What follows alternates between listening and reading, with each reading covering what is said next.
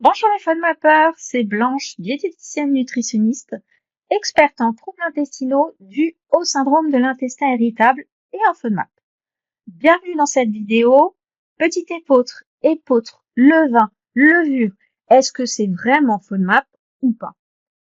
Beaucoup de personnes me disent Blanche, on m'a dit que le petit épeautre c'était mieux, que le pain au levain passait mieux, que la levure posait problème. Mais je suis perdue. Est-ce que c'est FODMAP ou pas? Et vous avez raison d'être confus, parce qu'on mélange souvent plusieurs choses très différentes. Le petit épeautre et l'épeautre sont des variétés de blé et contiennent donc du blé. Et le blé contient des FODMAP, en particulier des fructanes. Alors oui, certaines personnes les tolèrent un peu mieux, mais non, ce n'est pas automatiquement sans FODMAP ou sans problème. Tout dépend de la quantité, de la forme et surtout de votre propre intestin.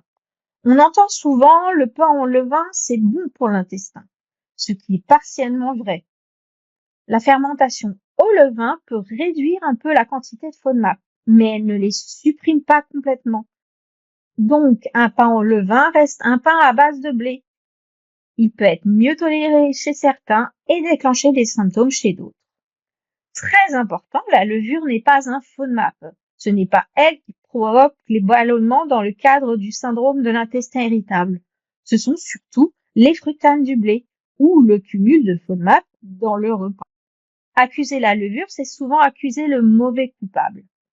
En réalité, la vraie question n'est pas est-ce que c'est épeautre, petit épeautre, levain ou levure.